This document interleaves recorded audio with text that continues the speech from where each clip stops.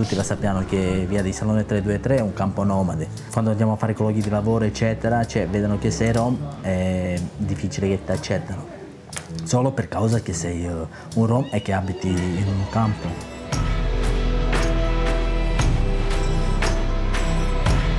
Vivo qui con 4 figli, il mio desiderio è di uscire dal campo al più presto. Ora stiamo entrando dentro al campo e speriamo di riuscire a essere accolti, ecco, dalle persone che ci potranno raccontare le loro storie. Hanno detto di identificare un responsabile, pure io. Ok, la prendete il documento e il motivo per cui fate le riprese. Ciao, sono Nicolò e noi siamo un gruppo di ragazzi curiosi di scoprire la formula segreta dell'amore per raccontarla con gli occhi del mondo e la voce delle sue persone. E tutto questo è Love Project. Durante le registrazioni abbiamo avuto dei problemi che sinceramente non ci aspettavamo. La polizia in primis non ci voleva fare entrare. E anche una volta dentro al campo Rom abbiamo percepito che non per tutti eravamo i benvenuti. Per questo motivo molte cose non abbiamo potuto nemmeno riprenderle, ma farsi raccontare, poter approfondire la cultura rom, farsi dire come si vive dentro a un campo ci ha scossi e adesso ve lo mostreremo. Il popolo rom non è nomade per tradizione, lo è diventato per necessità. La verità è che forse non li abbiamo mai davvero voluti conoscere, ma cosa potrebbe accadere se ci mettessimo nei loro panni e provassimo a vedere il mondo con i loro occhi?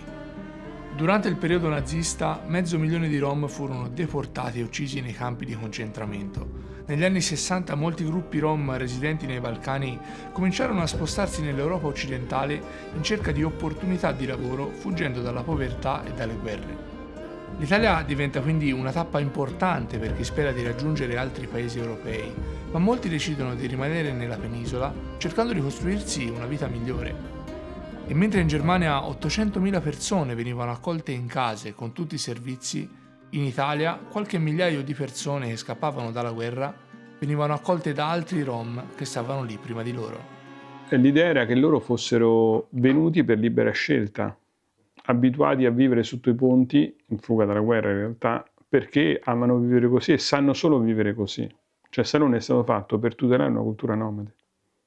Quindi Che di per sé non esiste. Non esiste. Non esiste, i Rom non sono nomadi. Ma non è vero proprio. Non è vero proprio. Non è vero. Quindi i cittadini presenti nell'ex Jugoslavia da 600 anni nelle case, scappati dalla guerra, arrivano in Italia, viene detto questi sono nomadi. Hanno bisogno di spazi all'aperto per vivere la loro cultura nomade. Per tutelare una presunta cultura nomade hanno creato il campo. Hanno avuto uno sguardo sbagliato.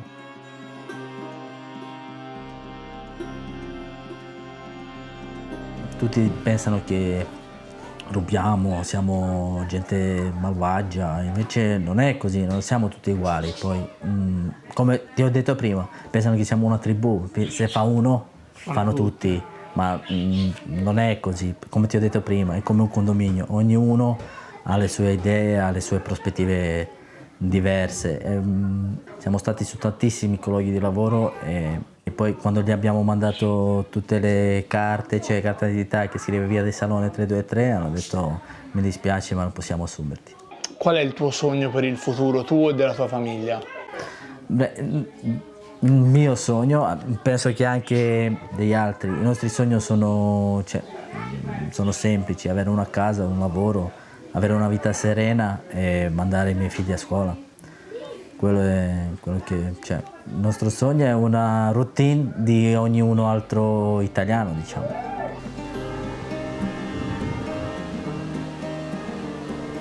Ho dovuto lasciare il lavoro perché era molto lontano, non ce la facevo più con 4 figli, già che era 3 mesi che li avevo lasciato e non si poteva più.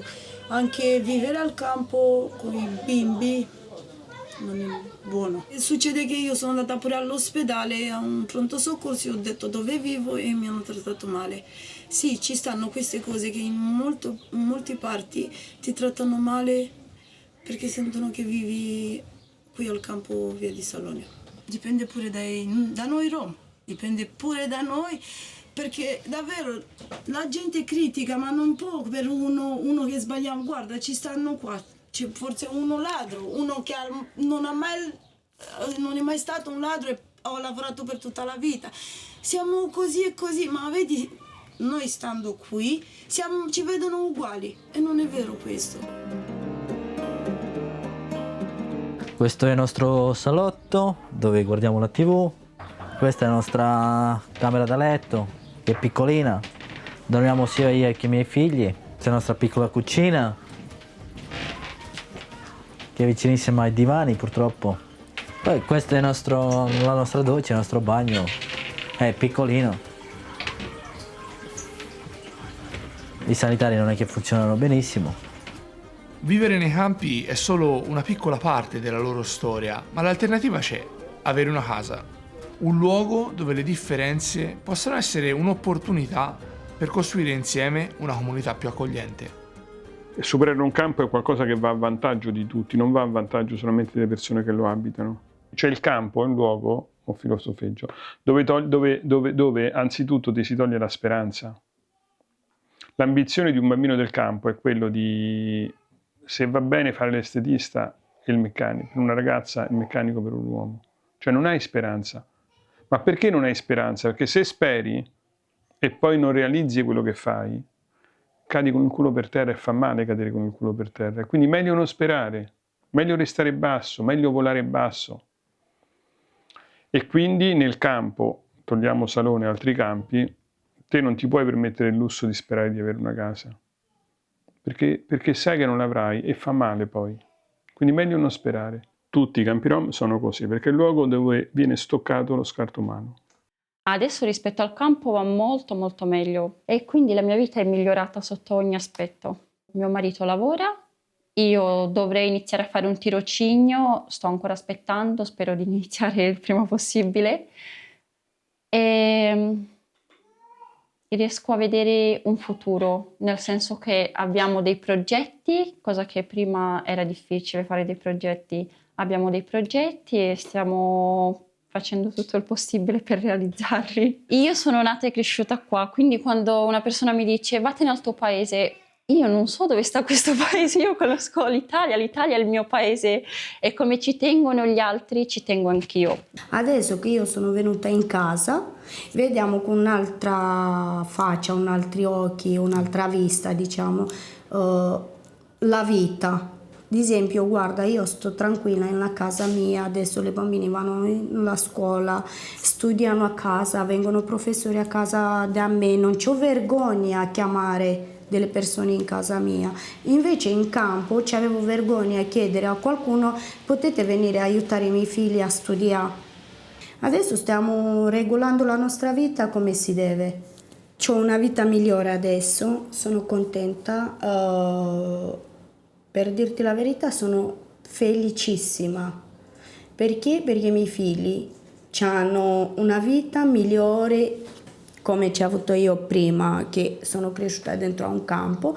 Invece adesso vedo la felicità dentro ai occhi dei miei figli che non hanno più vergogna. Ho una figlia di 14 anni che aveva vergogna a chiedere ai compagni a venire a casa, perché mi diceva: mamma, io non posso portare la mia compagnia in casa, qua in campo, perché se lei vede questa mondenza c'ho vergogna. Invece qua in casa vengono i compagni oppure i professori dei miei figli e mi sento una mamma felice.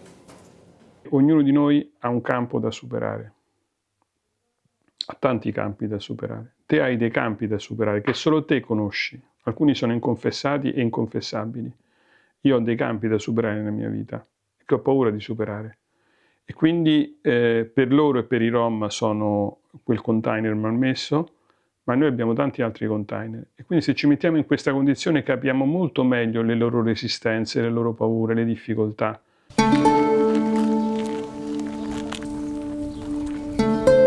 Secondo te si potrà mai raggiungere un superamento dei campi e quindi di conseguenza una sorta di integrazione sociale da parte del popolo rom all'interno di una società che poi, come abbiamo detto finora, è anche la loro? Allora, guarda, io tutte le persone che conosco desiderano uscire fuori dal campo, avere una loro casa. Le persone non hanno deciso loro di stare in un campo, non è che hanno detto sai a me mi piace stare in un campo in mezzo ai topi all'immondizia, non vedo l'ora di entrare in questo campo. Loro desiderano uscire fuori dal campo.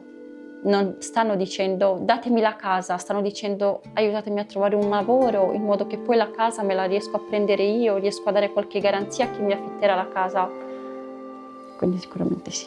E sono sicuro che la nuova generazione cambierà, perché sarà di sicuro fuori dal campo, perché chiuderanno i campi prima o poi ognuno andrà in casa, poi prenderemo, di sicuro cambieremo la mentalità, cioè andranno a scuola, poi ognuno avrà il suo indirizzo e ognuno è responsabile per se stesso, non come ho detto prima, cioè se uno fa del male pensano che fanno tutti. Poi di sicuro fra qualche anno, decina di anni, i pregiudizi saranno molto, molto diversi. La cosa più importante è una casa e poi un lavoro, e poi non mi serve più niente. Vedo un futuro meglio per loro, non quello che ho avuto io.